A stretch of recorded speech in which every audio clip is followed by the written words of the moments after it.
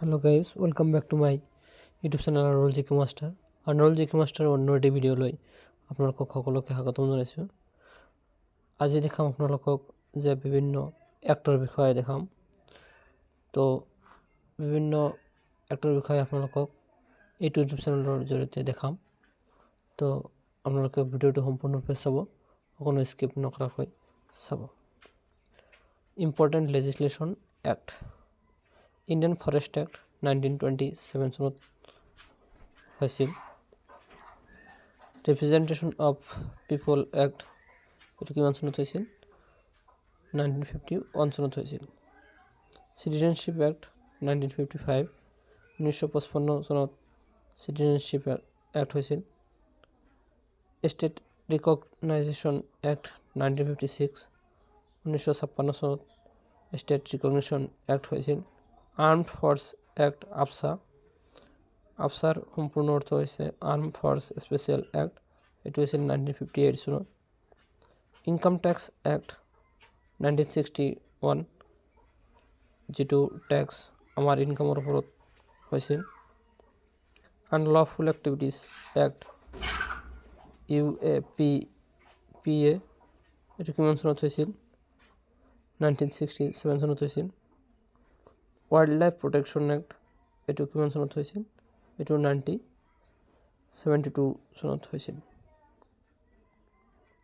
Foreign exchange regulation act যে ফৰেনৰ টকা পইচা বা অন্যান্য বস্তু এক্সচেঞ্জ কৰাৰ যিটো আইন সেইটো কিমান চনত হৈছিল? সেইটো 1973 চনত হৈছিল। ৱাটাৰ এক্ট পানী যিটো আইন এইটো কিমান চনত হৈছিল?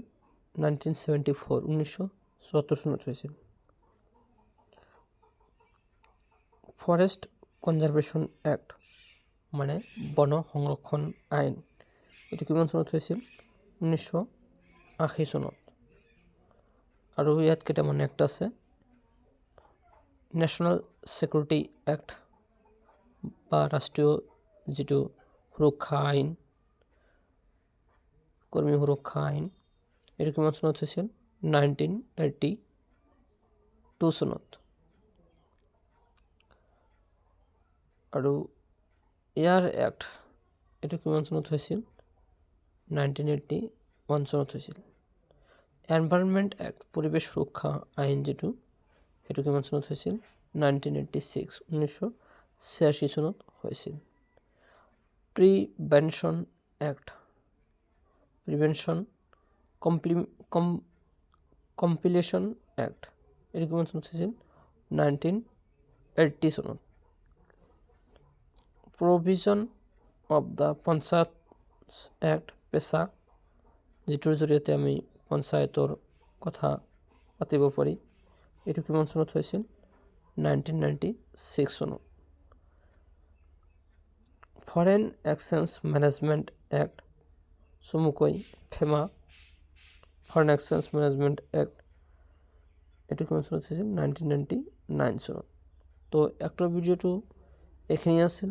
যদি ভিডিঅ'টো ভাল লাগে তেন্তে ভিডিঅ'টো এটা লাইক দিব আৰু কেনেকুৱা হৈছে কমেণ্টৰ মাধ্যমেদি আমাক জনাব আৰু ভিডিঅ'টো বন্ধু বান্ধৱীসকলৰ মাজত আপোনালোকে শ্বেয়াৰ কৰি দিব যাতে সকলোৱে দেখাৰ সুযোগ পায় আৰু সকলোৱে দেখি এইবিলাক বিষয়ে জানে।